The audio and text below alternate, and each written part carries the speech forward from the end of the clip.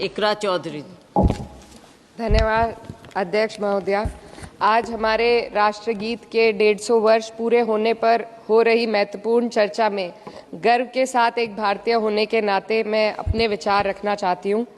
सदन में इतिहास को तोड़ मरोड़ कर पेश करके फिर से मुस्लिम तुष्टीकरण के नाम पर भारतीय मुसलमानों को कटघरे में खड़े करने की कोशिश की जा रही है। लेकिन मैं सदन में बताना चाहूँगी कि हम भारतीय मुसलमान जिन्ना के आह्वान को ठुकराकर अपने इस प्यारे वतन की मिट्टी के साथ मजबूती से जुड़े रहे। हमने महात्मा गांधी, बाबा साहब डॉक्टर भीमराव अंबेडकर, रविंद्रनाथ टैगोर जी, सुभाष चंद्र बोस जी, मौलाना अबुल कलाम आज़ाद, अशफाक उल्लाह खां साहब के विचारों को अपनाया। हम भारतीय मुसलमान इंडियंस बाय चॉइस हैं, बाय चांस नहीं। वंदे मातरम के किन छंदों को राष्ट्रीय गीत के तौर पर अपनाया जाए, यह फैसला सर रविंद्रनाथ टैगोर और सुभाष चंद्र बोस जी जैसे नेताओं के परामर्श के बाद हुआ। क्या अब हम उन महान नायकों की समझ पर प्रश्न चिन्ह उठाएंगे? उन्हें देश को बांटने वाला और तुष्टीकरण करने वाला कहने का पाप करेंगे?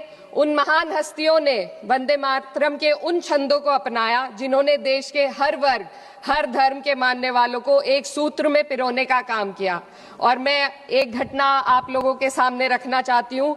वर्ष 1998 में उत्तर प्रदेश सरकार के मंत्री रविंदर शुक्ला जी ने स्कूलों में राष्ट्रगीत को गाना अनिवार्य कर दिया था। लेकिन तब के तत्कालीन प्रधानमंत्री अटल बिहारी वाजपेयी जी ने, जो उस समय लखनऊ के दौरे पर थे, उत्तर प्रदेश सरकार के इस फैसले पर नाराजगी जताई और यूपी सरकार ने राष्ट्रगीत को अनिवार्य करने वाले मंत्री को बर्खास्त कर दिया था। अब मैं सत्ता पक्ष से सवाल करना चाहूंगी।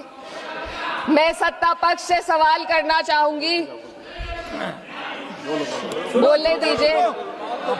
मैं सत्ता पक्ष से सवाल करना चाहूंगी कि जो विजन आजादी के समय के लोगों का था राष्ट्रगीत को स्वेच्छा पर छोड़ने का, उसी का अनुसरण माननीय अटल बिहारी वाजपेयी जी ने किया, तो क्या वह भी मुस्लिम तुष्टीकरण कर रहे थे? जी नहीं, अटल बिहारी वाजपेयी जी राजधर्म निभा रहे थे। देश में सब धर्मों को एक साथ लाना, सबके जज्बात का एहसास करना ही सबसे बड़ा राष्ट्रवाद है। माननीय अध्यक्ष महोदया, आज हमें वंदे मातरम के असली भाव को समझना जरूरी है। यह गीत तो देश के जल, जंगल, जमीन, हरियाली और निर्मल हवा की वंदना को समर्पित है। यह भारत की जन जन की मंगल कामना करता है कि भारत का हर नागरिक स्वस्थ रहे, सुरक्षित रहे और सम्मान के साथ जी सके। सुजलाम सुफलाम का अर्थ है, सुनिए, ऐसा देश जहां स्वच्छ और पर्याप्त जल हो, जहां नदियां जिंदा हो, बहती हो, जीवन